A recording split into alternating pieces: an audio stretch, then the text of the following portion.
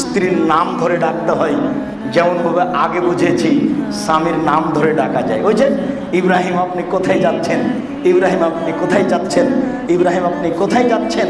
আর এটা তো পুরাতন ঢাকা, মানে সেরেক বেশি আলাদের মধ্যে।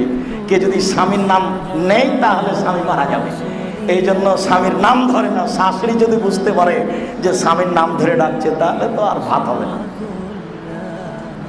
স্বামীর নাম ধরে ডাকবে, এটাই হাদিস।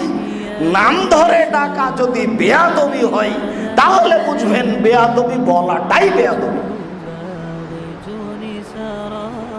বেয়াদবি বলাটাই বেয়াদবি। নাম ধরে ডাকতে পারে, বুখারী মুসলিমের হাদিস। আর এখানে আল্লাহর নবী বলছেন, আয়েশা ছুরিটা নিয়ে আসো, ধারালো করে নিয়ে আসো।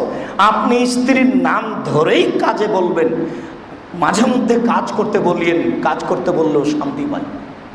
আর যদি কাজ করতে না বলেন তাহলে মনে মনে ভাবে যে আমার উপরে রাগ করে আছে মনে হয়। আর নিজে নিজেই কোনো কাজ করার চেষ্টা করবেন না, কাজ করতে বলবেন।